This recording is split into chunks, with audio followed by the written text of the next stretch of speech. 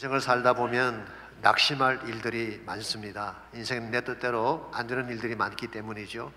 그래서 실망한다는 것하고는 좀 다른 케이스입니다. 실망한다고 하는 것은 기대했던 만큼 이루어지지 못했을 때에 느끼는 마음의 상태를 말하는 것입니다. 근데 지난 주간 세계 야구 대회가 있었죠. WBC라고 하는 결승이 열렸을 때 미국 팀이 일본 팀에 2대3으로 졌습니다. 그 바람에 준우승 받기 못했습니다. 우승을 기대했는데 준우승에 거쳤을 경우 disappoint, 실망한다, 그렇게 표현하는 것입니다.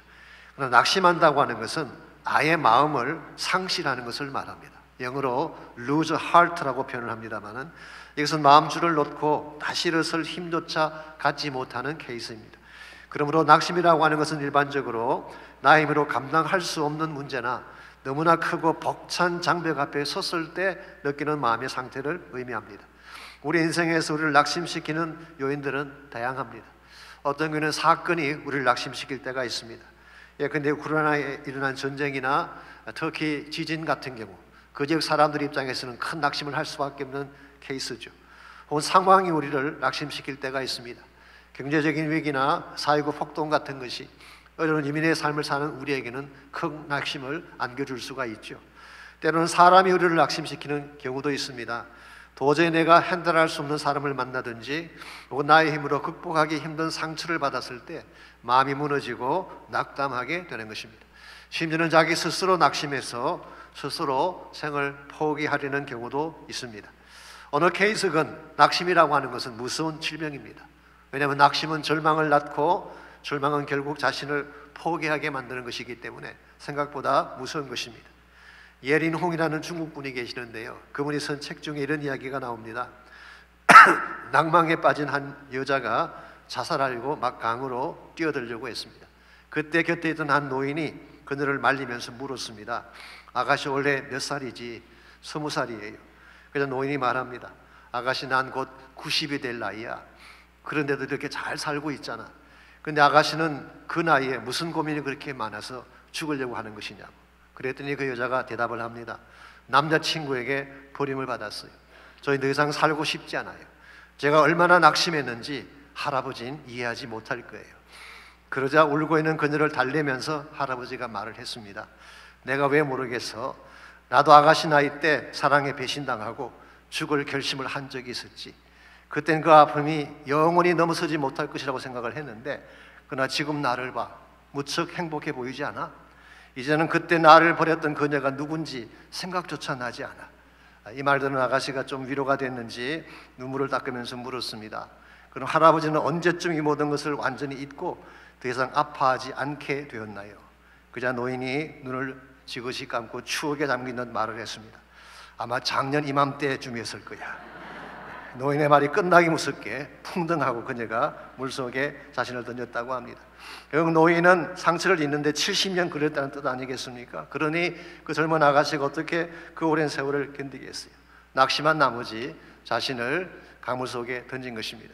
물론 좀 과장된 이야기처럼 들리긴 합니다만은 사람 때문에 무너진 마음 회복하는 것이 결코 쉽지 않다는 것입니다. 이와 같이 우리 모두에게는 여러 가지 형태의 낙심이 찾아올 때가 있습니다.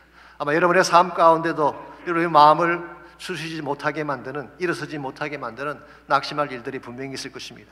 그럴지라도 우리는 이 낙심한 상태에 머무르서는 안 됩니다. 반드시 낙심을 딛고 일어서야 되는 것입니다. 낙심을 이기지 못하면 참된 의미에서 행복을 맛볼 수 없기 때문에. 그러므로 이 아침 물어야 될 질문이 이것입니다. 어떻게 하면 이 낙심이라고 하는 인생의 불청객을 깨뜨려버리고 참된 기쁨을 누리며 살아갈 수 있을까? 오늘 본문을 중심으로 이것을 함께 정리해 보려고 합니다. 오늘 같이 읽은 본문에 보시면 낙심한 이스라엘 백성들에게 새로운 희망과 용기를 안겨주었던 다윗의 모습이 기록이 되어 있습니다. 제가 지난주에는 골리앗이라는 그인 앞에 맞서는 다윗의 모습에 대해서 말씀을 드렸습니다마는 오늘 본문에서는 그가 싸우기 위해 준비하는 그 모습을 소개해 드리려고 합니다. 31절 말씀에 의하면은 사울이 다윗을 불렀죠. 다윗이 골리앗을 대항해 나서겠다는 말을 들었기 때문에 다윗을 부른 것입니다. 그때 32절을 보시면은 다윗이 사울에게 이렇게 말을 했습니다. 다윗이 사울에게 말하되 그로 말미암아 사람이 낙심하지 말 것이라 주의 종이 가서 저 블레셋 사람과 싸우리이다. 여기에 그로 말미암아 사람이 낙심하지 말라고 했는데요, 이 사람이라고 하는 것은 people을 말합니다. 그 당시 사울을 포함해서 모든 이스라엘 백성들이 낙심한 가운데 있었기 때문에 이런 말을 한 것입니다. 여기서 낙심한다, 낙담한다고 하는 이 말은 히브리 말로 두 단어가 합성된 것인데요, 레브라고 하는 명사와 나팔이라고 하는 동사가 합쳐진 것입니다. 레브라고 하는 것은 heart, 심장, 마음이라고 번역할 수 있는 단어이고요, 나팔이라고 하는 것은 collapse, 무너진다, lose, 잃는다, 혹은 fail, 멈춘다, 그렇게 번역할 수 있는 단어입니다. 그래서 많은 영어 성경들이 오늘 낙심한다는 것을 심장이 무너진다, heart collapsed, 혹은 마음을 잃어버린다, lose heart, 혹은 심장이 멈춘다, heart fail이라고 번역들을 했습니다. 사실 이것이 그 당시 이스라엘 백성이 가지고 있던 심각한 문제였죠. 그들 마음이 이미 무너져 버렸기 때문에 전쟁터에 나가기 전에 이미 패배한 것이나 다름없습니다. 이런 측면에서 골리앗이라고 하는 외부의 적보다 어쩌면 더 무서운 대적이 그들 마음속에 있는 낙심하는 마음의 상태라고 할 수가 있습니다. 군대라고 하는 것이 사기가 떨어지면요, 숫자가 아무리 많아도 결코 전쟁에 이길 수가 없습니다. 이런 면에서 지금 이스라엘은 싸우기도 전에 패배한 가운데 처한 것입니다. 이와 같은 상황에서 다윗이 나서서 이들을 낙심하도록 내버려 두지 마십시오. 영성님 보시면은 Let no man's heart fail, 어떠한 사람의 마음도 무너지게 내버려 두지 마십시오. 제가 나가서 싸우겠습니다. The Message Bible은 이렇게 번역을 해놓았어요. Don't give up hope, 절대로 소망을 포기하지 마십시오. I'm ready to go and fight, 제가 가서 싸울 준비가 되어 있습니다. 참으로 소중하고 용기 있는 결단이 아닐 수가 없습니다. 그런데 이와 같은 다윗의 용기 있는 결단에 대해서 사울이 보였던 반응은 어떤 것일까요? 33절입니다. 사울이 다윗에게 이르되 내가 가서 저 블레셋 사람과 싸울 수 없으리니 너는 소년이요 그는 어려서부터 용사입니다. 이 단호하게 거절을 하고 있습니다. 내가 싸울 수 없으리라, 이건 그냥 만류하는 정도의 말이 아니라 강하게 꾸짖는 것입니다. 그래서 New Living Bible은 이렇게 번역을 해놓았습니다. Don't be ridiculous, 설데없는 소리 하지 마. Don't be ridiculous. There's no way you can fight. 네가 싸울 수 있는 길은 없어. 설데없는 짓 하지 마. 그렇게 번역해 놓았어요. 이와 같이 다윗은 자기 나름대로 용기를 가지고 사울에게 갔는데 사울은 다윗을 거절하고 있습니다. 그런데 거절한 이유가 좀 특이하죠. 너는 소년이기 때문이다. You are too young. 나이를 가지고 거절한 것을 볼 수가 있습니다. 이 대목을 읽어보면 좀 한국적이라는 생각이 들지 않습니까? 우리 한국 사람들은 항상 나이로 무엇을 결정하잖아요. 말씀하다가도 잘 안 되면 너 몇 살이야? 이게 우리 일반적으로 하는 그런 행동이죠. 나이로 누르려고 합니다. 요즘은 이 반대 현상도 사실 일어나고 있습니다. 나이가 되면 오히려 무시를 당합니다. 일터에서 쫓겨나기도 하고 나이가 많다고 차별을 당하는 경우도 볼 수가 있습니다. 제가 언젠가 신문에서 김영식 교수님이 쓴 칼럼을 보았는데요, 이런 내용이 있었습니다. 아시도 그분 연세가 103세시잖아요. 한 번은 여론조사 기관에서 전화가 걸려왔는데 제일 첫 번째 질문이 나이가 몇이십니까? 였어요. 103세다 그랬더니 질문도 하지 않고 그냥 전화를 끊더래요. 103세 노인이 뭘 알겠냐, 그런 이야기죠. 여론조사 데이터의 가치도 없다고 하는 이런 자세, 좀 씁쓸하지만 이것이 오늘날 현실인지 모르겠습니다. 어쨌건 사울은 나이가 어리다는 한 가지 이유 때문에 다윗의 갸륵한 뜻을 리젝트한 것입니다. 참 이 대목은 아쉬운 대목이 아닐 수가 없습니다. 다윗이 가진 용기를 확인해 보지도 않고 다윗이 가지고 있는 믿음을 고려하지도 않고 심지어 다윗이 가진 육체적인 조건도 전혀 고려하지 않았어요. 제가 뒤에서 조금 더 말씀을 드릴 것입니다만은 다윗의 이 피지컬한 몸 상태가 우리 흔히 생각하는 것처럼 왜소하지 않았습니다. 제법 큰 몸짓을 가지고 있었어요. 어쨌든 이와 같은 여러 가지 많은 요소들이 있는데 나이가 어리다는 한 가지 이유를 들어서 이것을 막아섰을 때 아마 다윗이 느꼈을 심정이 어떤 것일까요? 무안하게 느꼈을 것입니다. 디스커리지 됐을 것입니다. 웬만한 사람 같으면 무안을 느끼고 포기했을 가능성이 있을 텐데 다윗은 쾌하지 않았어요. 이 모든 것을 뛰어넘어서 전쟁터로 나갑니다. 그리고 이스라엘을 낙심케 했던 그 거대한 거인을 무너뜨리고 마침내 승리를 안겨주게 되죠. 어떻게 이와 같은 일이 가능했을까요? 자신에게 주어진 악조건에도 불구하고 낙심하지 않았을 뿐만 아니라 낙심에 빠진 백성 전체를 일어나게 했던 비결이 과연 뭘까요? 그것은 그에게 이 모든 낙심을 이겨낼 수 있는 영적인 자신감이 있었기 때문입니다. 영적인 자신감을 가진 사람은 결코 낙심에 쓰러지지 않습니다. 여러분과 저에게도 영적인 자신감이 필요합니다. 아무리 나를 낙심하는 조건들이 많을지라도 영적으로 자신감을 가진 사람은 낙심을 딛고 일어서서 승리하게 되는 것입니다. 이런 면에서 우리가 무슨 일을 당하든지 낙심하지 않고 이 낙심을 끝장내고 오히려 승리를 향해 나가려면 과연 무엇이 필요할까요? 오늘 본문에 소개된 다윗의 케이스를 통해서 낙심을 이겨내는 몇 가지 비결에 대해서 함께 정리하려고 합니다. 첫 번째로 낙심을 끝장내고 승리하려면 문제에 대한 바른 형세 파악이 필요합니다. 지금 나를 낙심시키는 문제가 정확하게 어떤 것인가, 여기에 대한 파악을 먼저 해야지 그 낙심을 이겨낼 수가 있는 것입니다. 32절에서 다윗이 저 블레셋 사람과 싸우리라 라고 했는데요, 저 블레셋 사람이 누구를 지칭하는 것일까요? 물론 골리앗을 말하는 것입니다. 근데 그냥 골리앗이 아니죠. 3m의 거구인 골리앗, 57kg의 갑옷을 입은 골리앗을 말하는 것입니다. 여러분, 이 골리앗을 멀리서 보게 되면 누구나 낭망할 수밖에 없습니다. 왜냐하니까 자신이 상대하기에는 너무나 벅찬 거인이었기 때문이죠. 그런데 좀 더 자세히 살펴보게 되면 이 골리앗이라는 대상은 결코 불가항력의 대적이 아닌 것을 발견할 수가 있습니다. 첫 번째로 몸이 컸다고 했는데요, 이건 사실 비정상적인 몸을 가졌다 그런 뜻입니다. 커도 어느 정도 커야지 신장이 3m 이상이 된다는 것은 의학적으로 호르몬 이상이 있다는 말입니다. 문제가 있는 거예요. 두 번째로 무슨 갑옷을 입었다 그랬는데요, 이건 역시 싸움에 전혀 도움이 되지 않습니다. 기동력이 확연히 떨어지기 때문이죠. 57kg이나 되는 철 갑옷을 입고 한번 걸어보십시오. 그러면 어떻겠을까요? 이번에 스모 선수처럼 뒤뚱거렸을 가능성이 많습니다. 다윗 입장에서 보자면은 몸집은 큰데 잘 움직이지 못해 뒤뚱거리는 골리앗의 모습, 이지타하게 자닐 수 없어요. 그의 sitting duck, 앉아있는 오리, 혹은 lame duck, 완전히 한 발 다친, 눈이 보시나요? lame duck 수준이라고 할 수가 있어요.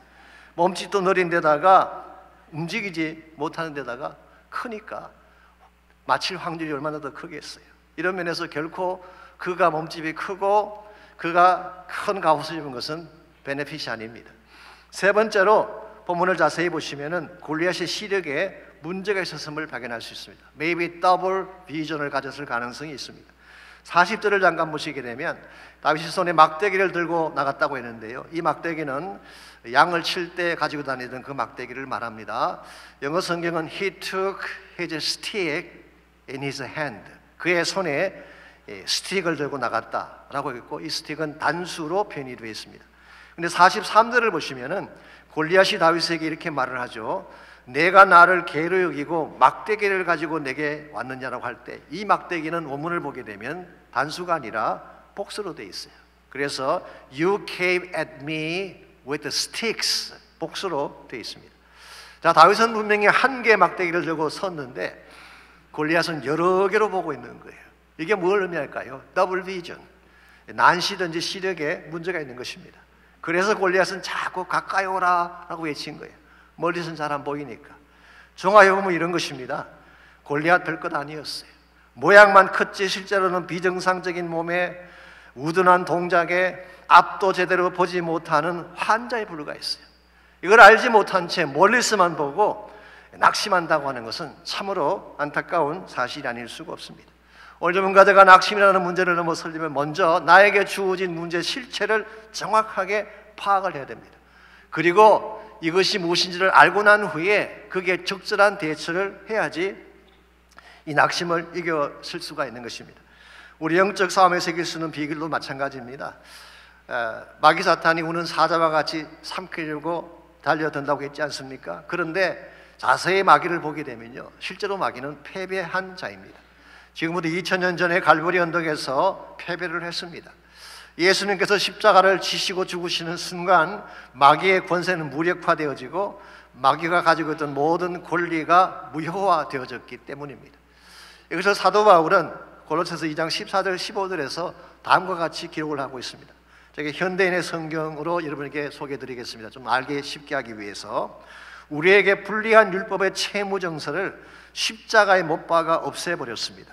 그리고 그리스도께서는 사탄의 권세를 짓밟아 십자가로 승리하셔서 그것을 사람들에게 보여주셨습니다. 이 말씀에 의하면은 십자가는 패배의 상징이 아니라 승리의 상징인 줄 믿습니다. 십자가로 말미암아 사탄의 권세가 무너졌기 때문에, 십자가 앞에 사탄이 가진 모든 능력이 무력화되어졌기 때문에, 뿐만 아니라 예수님께서 사흘 만에 부활하심으로 죽음의 권세 자체를 깨뜨리고 마셨어요. 이걸 셀레브레이트 하는 것이 부활절이에요. 사망 권세를 깨뜨리고 승리하신 예수님, 이것은 완벽한 빅토리를 이룩한 예수님에 대해서 우리가 찬양하고 영광을 돌리는 시간입니다. 이런 면에서 여러분과 제가 사탄의 유혹을 받았을 때, 공격을 받았을 때 기억해야 될 것은 이미 사탄은 패배했다는 사실이에요. 이빨 빠진 호랑이 혹은 종이 호랑이에 불과한 것이 사탄입니다. 그래서 야고보서 4장 7절은 이렇게 기록했죠. 마귀를 대적하라, 그리하면 너희를 피하리라 했어요. 마귀가 왔을 때 피하지 말고 도망치지 말라는 것입니다. 대적하면 오히려 마귀가 떠나간다는 것입니다. 우리가 사실을 정확하게 파악하고 있어야지 골리앗이 공격을 해와도 낙심하지 않고 당당하게 나갈 수가 있는 것입니다. 우리 성경 말씀에 의하면은 사탄은 이미 결박을 당했어요. He was chained. 이미 결박을 당한 것입니다. 십자가의 능력으로 결박을 당했어요. 말씀의 능력으로 결박을 당했어요. 성령의 능력이 그를 결박한 것입니다. 그러므로 아무리 악한 자가 삼킬 듯이 달려들어와도 우리가 두려워하며 염려할 필요가 없습니다. 어떠한 불행한 사건이, 산더미 같은 위기가 나를 덮쳐와도 염려할 필요가 없는 것이 He was chained. 하나님이 결박시켜 놓으셨기 때문에. 그러므로 여러분과 제가 어떠한 문제 앞에 설지라도 그 문제의 실상을 바라보시기 바랍니다. 하나님이 이미 결박시켜 놓으셨고 이미 패배시켜 놓았던 마귀의 공격 앞에 우리가 도망칠 이유가 전혀 없는 것이죠. 그래서 우리가 문제 실상을 정확하게 알고 나면 자신감을 가질 수 있게 되고 그때 우리는 승리를 향해 나갈 수가 있는 것입니다. 두 번째로 낙심을 끝내고 승리하려면 바른 확신이 필요합니다. 자신감을 가지고 낙심을 끝장내려면 내가 이것을 이겨낼 수 있다는 믿음의 확신이 있어야 된다, 그런 뜻입니다. 34절 35절을 보시면은 다윗이 과거에 경험했던 승리에 대한 체험담이 소개가 되어 있습니다. 34절 35절입니다. 다윗이 사울에게 말하되 주의 종이 아버지 양을 지킬 때에 사자나 곰이 와서 양떼에서 새끼를 물어가면 내가 따라가서 그것을 치고 그 입에서 새끼를 건져내었고. 참 이거 대단한 것이죠. 일반적으로 양치기를 하는 사람이 짐승이 찾아오면 쫓아내는 정도이지, 이 사자나 곰이 새끼를 물고 갔는데 따라갔대요. 따라가서 그 입에서 새끼를 건져냈대요. 그리고 만일 그 짐승이 일어나서 나를 해치려고 하면 내가 그 수염을 잡고 쳐 죽였습니다. 물론 라이언에게는 수염이 없습니다. 이 수염이란 단어는 턱이란 뜻이에요. 턱을 잡고 그냥 때려 죽인 것입니다. 이게 대단한 괴력이요, 대단한 담력이 아닐 수가 없습니다. 거의 삼손 수준이다, 그렇게 말할 수가 있어요. 이와 같은 담력과 괴력을 가졌기 때문에 36절 보십시오. 주의 종이 사자와 곰도 쳐선적 살아계신 하나님의 군대를 모욕하니 할례받지 않은 블레셋 사람이니까 그가 짐승의 하나같이 되리라. 여러분, 이건 막연한 무용담이 아닙니다. 우리 남자들이 군대 갔다 와서 하는 많은 뻥치는 무용담들이 있잖아요. 혼자서 철책선 넘어가서 인민군 때리고 왔다는 이야기, 방위병들이 알루미늄 도시락으로 적군의 비행기를 교란시켰다는 거 다 뻥입니다. 심지어 어떤 이등병은 군대 축구하면서 대대장의 볼을 빼앗아서 드립을 하다가 한밤중에 작살났다고 하는 출처 미명의 그런 유형단들이 많이 있죠. 남자분들은 잘 아십니다. 이건 다 뻥이죠. 오늘 본문에서 다윗이 말하는 무용담은 그런 케이스가 아니에요. 사자 때려잡은 무용담은 이와 같은 과장이 절대로 아닙니다. 왜냐하면 37절을 보시게 되면 이와 같이 짐승을 때려잡을 수 있는 근거가 잘 소개되어져 있기 때문에. 또 다윗이 이르되 여호와께서 나를 사자의 발톱과 곰의 발톱에서 건져내셔선즉. 이 말씀이 하면은 사자나 곰을 이긴 것이 다윗 때문이 아니었다는 거죠. 우연히 승리한 케이스도 아니라는 것입니다. 하나님께서 그 위험한 순간에 개입하셔서 다윗을 건져주셨기 때문에 다윗이 짐승을 이길 수 있었던 것입니다. 다윗은 이와 같은 확신을 마음에 가졌기 때문에 이제 골리앗 앞에 가더라도 골리앗을 이길 수 있다고 자신만만하게 된 것입니다. 이런 의미에서 다윗이 가진 확신은 과거에 하나님이 행하신 기적이 오늘 나의 삶에도 그대로 나타날 수 있음을 믿는 믿음에서 온 확신이라고 할 수가 있습니다. 오늘 여러분과 저에게 이와 같은 확신이 필요해요. 하나님은 어제나 오늘이나 영원토록 동일하신 분이시죠. 과거에 기적 행하신 그 하나님이 지금도 나의 삶 속에 동일한 일을 행할 수 있다는 거예요. 시간과 장소를 초월해서 하나님은 하나님 되신다는 사실을 인정하고 확신할 때 우리가 마귀를 이길 수가 있게 되고 어려운 문제들을 넘어설 수가 있는 것입니다. 오늘 본문에 묘사된 이스라엘 백성의 문제 중에 하나가 이것입니다. 이스라엘 민족만큼 하나님의 큰 기적과 많은 역사를 해준 민족이 어디 있어요? 수없이 많은 기적을 행해 주셨는데 이스라엘 백성의 문제는 이것입니다. 문제만 찾아오면 과거의 기적은 다 잊어버리고 문제 앞에 쩔쩔매며 낙심하며 두려워하는 것입니다. 출금을 할 때 어떤 일이 벌어졌나요? 사실은 그 애굽의 군대는 그 당시 세계에서 가장 강한 군대였어요. 이집션 아미는요 제국의 군대입니다. 오늘 본문에 나오는 블레셋과는 비교도 안 되는 그런 막강한 군대. 그런데 그들이 홍해 앞에 섰을 때에 모세가 손을 들어 기도하는 순간 홍해가 갈라진 홍해 틈 사이로 이집트 군대들이 다 수장되어 죽지 않았습니까? 엄청난 기적이죠. 만일 이스라엘 백성이 이와 같은 기적을 기억했더라면 골리앗 앞에 쩔쩔맬 이유가 전혀 없는 것입니다. 혹은 여리고 점령 사건을 생각해 보십시오. 여리고성이 그 당시 7층 높이의 큰 성이었습니다. 벽이.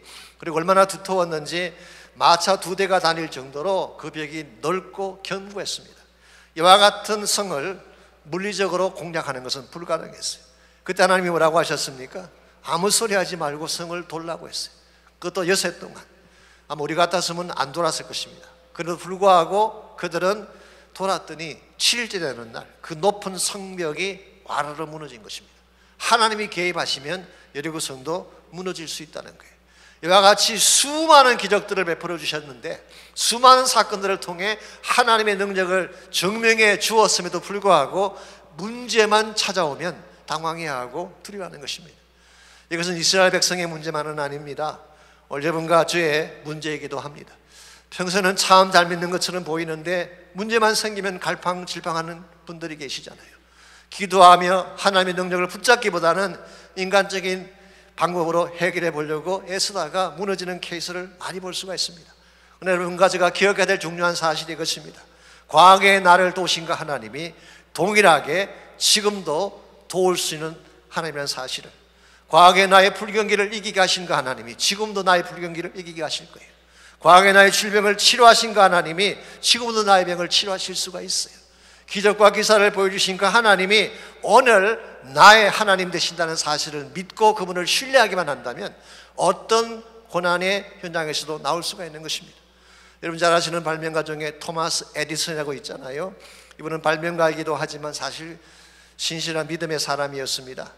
1947년 에디슨의 탄생 100주년을 맞이해서 그를 보관해 두었던 그 기념품 안에서 특별히 그가 사용했던 데스크, 이 책상의 서랍을 열어보는 일을 했다고 합니다. 그걸 열어보았더니요, 그 안에 메모지 한 장이 들어있었어요. 그 메모지를 펴보니까 이런 글귀가 적혀 있었습니다. 어떤 고난을 당하건 요나를 기억하라. 그는 캄캄한 물고기 뱃속에 갇혔지만 결국은 하나님이 건져주셨다. 요나의 물고기 뱃속이라고 하는 것은요, 우리가 처할 수 있는 최악의 상황을 상징하는 것입니다. 오죽했으면 그것을 스올의 뱃속이라고 표현했겠습니까? 스올이라는 말은 지옥이라는 뜻이죠. 이걸 보게 되면 에디슨의 삶 속에도 지옥같이 어렵고 고통스러운 절망의 사건들이 많이 있었던 것 같습니다. 그러할지라도 하나님께 부르짖었더니 마침내 하나님이 건져주시다는 것이죠. 오늘 여러분과 저에게 이와 같은 확신이 필요합니다. 내가 스올 같은 지옥 같은 고통의 현장에 처한다고 할지라도 부르짖기만 하면 결국은 하나님이 건져내어 주셔서 승리하게 하신다는 거예요. 이 사실 여러분이 꼭 믿으시기 바랍니다. 그래야 여러분이 무슨 문제를 당해도 낙심하지 않게 됩니다. 기도하면 되는 것입니다. 하나님 붙잡으면 되는 것입니다. 그러므로 우리를 낙심하기 위한 문제들이 찾아왔을 때에 1차적으로는 그 문제가 어떤 것인가를 먼저 파악을 하셔야 돼요. 그 문제의 실상을 먼저 파악을 해야지 바르게 이길 수가 있습니다. 두 번째는 어떠한 문제일지라도 주님이 개입하시면 이 문제를 정복할 수 있다는 믿음을 가지시기 바랍니다. 그래야지 우리가 그 문제 앞에 꿀리지 않게 되고 승리하며 나갈 수가 있는 것입니다. 마지막 세 번째로 낙심을 끝장내고 승리하려면 바른 무장을 해야 됩니다. 즉 우리가 지속적으로 낙심이라는 문제를 이겨내려면 바른 갑옷을 입어야지 된다, 그런 뜻입니다. 38절 39절을 보십시오. 다윗이 굽히지 아니하고 전쟁에 나가려고 했을 때에 사울이 자신의 옷과 갑옷을 주어서 입게 했어요. 그리고 다윗이 실제로 이것을 입고 걸어보았다라고 오늘 성경이 밝히고 있습니다. 자, 이 대목에서 웨클리프 구약 주석을 집필했던 사람 중에 한 분이 찰스 파이프라는 분인데요, 그분은 이와 같은 제안을 했습니다. 이 당시 다윗의 몸짓이 우리가 생각했던 것보다 훨씬 더 장대했을 가능성이 많다, 그런 말을 적었어요. 일반적으로 다윗이라고 하면 왜소한 몸을 가진 유약한 소년으로 늘 묘사하지 않습니까?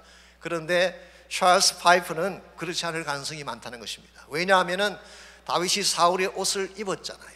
갑옷을 입었잖아요. 그리고 이 입은 발을 내디뎌 걷기까지 했습니다. 이걸 보게 되면 아주 형편없이 왜소했다면 입힐 이유가 없죠. 그러므로 다윗의 몸짓이 거의 사울의 옷을 입을 정도가 되었다는 것이죠. 아시겠지만 그 당시 사울은 이스라엘 사람들의 평균 키보다 어깨만큼 더 컸다고 했습니다. 그렇다면 다윗의 키도 장대했을 가능성이 높은 것입니다. 그런데 다윗은 사울의 옷을 입지 않겠다고 했어요. 왜 그랬을까요? 다시 말씀드리면 사이즈 때문이 아니라 첫 번째는 익숙하지 않았기 때문에, 한 번도 입어보지 않은 옷이기 때문에 불편하고 어색해서 오늘 본문에 기록된 것처럼 익숙하지 못하니 이것을 입고 가지 않겠습니다. 첫째 이유는 익숙하지 못했기 때문에. 두 번째 이유, 매우 더 중요한 이유는 이것입니다. 세상의 화려한 옷으로 무장하는 것보다 하나님이 자식에게 주신 영적 무장을 하는 것이 더 중요하다고 생각했기 때문이에요. 다윗은 사울의 칼도 갑옷도 내려놓고 달랑 돌멩이 5개만 들고 적진으로 나갔습니다. 사실 그 당시 사울이 입고 있던 옷은요, 이스라엘 사람들이 입는 옷 중에 가장 화려했던 옷이 왕의 옷이니까. 영화 같은 데 보시게 되면 전쟁터에 나가는 왕의 옷차림이 얼마나 화려하고 멋있습니까? 투구에 하얀 깃털이 달려있고 붉은 망토에 빛나는 갑옷을 입고 진짜 뽀다고 나오기 위해서 나가잖아요. 이 구약에 나오는 왕의 옷차림입니다. 그런데 다윗은 여기에 현혹되지 않았어요. 왜냐하니까 이 전쟁은 하나님께 속한 것이기 때문에 하나님의 방식대로 해야 승리할 수 있음을 확신했기 때문에. 여러분과 저에게 이와 같은 확신이 필요합니다. 우리가 세상과의 전쟁이 아니라 영적 전쟁을 제대로 하려면 세상 옷을 내려놓아야 돼요. 세상의 화려한 명함이나 세상의 영광이나 세상의 자랑을 다 내려놓고 순전한 믿음의 옷을 입고 나가야지 참된 승리를 거둘 수가 있는 것입니다. 그래서 사도 바울은 에베소서 6장 12절 이하에서 우리 모두가 입어야 될 옷을 설명해 주고 있죠. 먼저 12절을 보시게 되면 우리 전쟁의 네이처를 소개합니다. 우리의 씨름은 우리의 전쟁입니다. 혈과 육을 상대하는 것이 아니요 통치자들과 권세들과 이 어둠의 세상 주관자들과 하늘에 있는 악의 영들을 상대하는 것이라고 했습니다.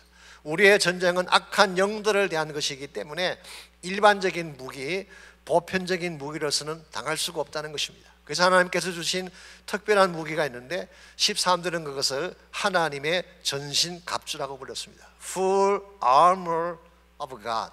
하나님이 우리 온몸을 다 감사할 수 있도록 주신, 머리끝부터 발끝까지를 감사하기 위해 주신 갑옷과 무기를 말하는 것입니다. 에베소서 6장에는 6개의 전신갑주를 소개하고 있죠. 첫 번째로 구원의 투구, 두 번째로 의의 흉배, 그리고 진리의 허리띠, 믿음의 방패, 성령의 금 곧 말씀, 그리고 복음의 신발. 이런 화면에 보시는 것처럼 저와 같은 무장을 말씀하셨어요. 이와 같은 것으로 무장할 때에 우리는 악한 자를 이길 수가 있게 되고 모든 공격을 막아낼 수가 있다는 것입니다. 실제 오늘 여러분과 제 삶 속에 보게 되면요, 우리 삶을 공격하는 많은 대적들이 있습니다. 영적인 공격도 있고 마음의 공격도 있고 심지어 육체를 공격하는 이런 공격들도 경험할 때가 있습니다. 예컨대 기도를 멈추게 하고 예배를 멈추게 하고 하나님과 나사를 갈라놓는 것은 영적인 공격인 것입니다. 영적 공격에 패배하게 되면 하나님과 관계가 끊어지는 거예요. 또한 우리 마음을 향한 공격도 만만치가 않습니다. 우리 마음에 상처를 주고 분노와 아픔을 갖게 하고 디프레션과 두려움을 심어주는 마음의 공격이 있죠. 여러분, 마음을 하나님 말씀으로 지켜내지 아니하면은 마음이 상한 가운데 무너지게 되는 것입니다. 뿐만 아니라 우리 육체를 향한 공격도 있습니다. 육체를 상하게 하고 마약과 중독에 빠지게 하고 심지어 중병이라는 질병을 통하여 우리 육신을 아프게 하는 공격들이 있는 것입니다. 이와 같이 다양한 공격들, 이와 같이 신랄한 공격 앞에 이것을 바로 맞아 설려면은 세상적인 지식이나 능력으로는 안 된다는 것입니다. 그러나 만약 여러분과 제가 하나님의 전신갑주를 입고 무시로 성령 안에서 기도하며 하나님의 권세를 가지고 나가게 되면 이와 같은 모든 악한 공격들이 떠나가게 되는 것입니다. 질병이 떠나가게 되고 악한 영들이 떠나가게 되고 우리의 마음을 결박했던 모든 것들이 풀려져서 참된 자유함을 누리게 하는 것입니다. 그러므로 우리가 정말 무장해야 될 것은 세상적인 무장이 아니라 화려한 세상의 옷으로 무장하는 것이 아니라 하나님의 무기로 무장을 해야 하는 것입니다. 그때에 우리는 어떤 대적을 만나도 반드시 이기게 됩니다. 요한일서에 보게 되면 사도는 이렇게 말씀하셨어요. 우리 안에 계신 이가 세상에 있는 이보다 크다고 했어요. 우리 안에 계신 이가 누구일까요? 바로 성령 하나님을 말하는 것입니다. 이분은 세상의 모든 악령과 모든 문제를 다스리고 깨뜨리시는 하나님 자체입니다. 이분이 내 안에 만일 임재해 계신다면, 우리의 마음이 그분을 향하고 있다면, 그분을 찬양하고 노래하는 가운데 나가고 있다면 무슨 문제를 맞이해도 우리는 무너지지 않는 것입니다. 승리하게 되고 기뻐하게 되고 마침내 우리는 하나님의 영광을 선포하는 자리까지 나갈 수가 있는 것입니다. 이런 면에서 무슨 일을 당하든지 낙심하지 말고 하나님 보좌를 향해 나오시기를 바랍니다. 그리고 전심을 다해 찬양하고 그분께 모든 것을 맡기시고 그분의 능력으로 여러분의 인생을 추진해 나가시기를 바랍니다. 그러면 반드시 기적은 일어나고 치유는 일어나고 낙심이라는 질병은 떠나가게 되는 것입니다. 저희들이 몇 주 전에 한 권사님 댁에 신방을 가게 됐는데요, 이 두 분이 참 신실한 분이십니다. 주일 예배, 새벽기도, 금요 저녁까지 예배라는 예배는 빠지지 않는 그런 가정이에요. 권사님 말씀하시기를 자기 소원은 예배 드리다가 십자가 앞에서 주님 앞에 가는 것이라고 울먹이며 그런 간증을 하실 정도로 예배를 사모하시는 분이셨어요. 근데 이 권사님이 이런 간증을 저희들 앞에서 하셨습니다. 1, 2년 전부터 심장과 갑상선에 문제가 생겨서 몸이 좀 불편해서 병원에 가서 엑스레이 촬영을 하게 됐습니다. 그랬는데요, 양쪽 폐가 뿌옇게 나오는 것입니다. 즉 폐에 물이 들어가서 가득 차게 된 것입니다. 의사는 그것을 보더니 빨리 다른 병원으로 가서 MRI를 찍어보라 권면했습니다. 그리고 실제로 폐에 찬물을 호스로 끄집어낼 정도로 굉장히 심각한 상태가 됐어요. 그런데 이 권사님이 그 다음 주일 2부 예배에 참석을 하시고 예배 끝나고 나가시면서 저에게 기도를 부탁하셨어요. 기도만 받으면 꼭 나을 것만 같대요. 그래서 제가 머리에 손을 얹고 간절하게 기도를 해드렸습니다. 그런데 그 다음 날 월요일에 병원에 가서 다시 검사를 받았더니 폐에 차있던 물이 깜짝같이 사라진 것입니다. 어제 엑스레이에 분명히 나왔는데, 그래서 엑스레이를 찍으신 의사분이 참 이상하다, 내가 잘못 찍었나 그렇게 말씀하셨대요. 잘못 찍을 리가 없죠. 즉 의사분도 놀랄 정도로 기적이 일어나게 된 것입니다. 어떻게 이런 현상이 가능했을까요? 저는 저에게 무슨 특별한 능력이 있다기보다는 저는 권사님이 가지고 계시는 순전한 믿음 때문이라 그렇게 생각합니다. 이분은 정말 하나님을 사모하고 예배를 사모하고 무슨 일을 당하든 하나님을 붙잡으면 승리할 수 있다는 믿음을 가지셨기 때문에 하나님께서 그를 고쳐주신 것입니다. 여러분과 제 삶에도 동일한 역사가 일어날 수 있습니다. 기적은 멀리 있는 게 아니에요.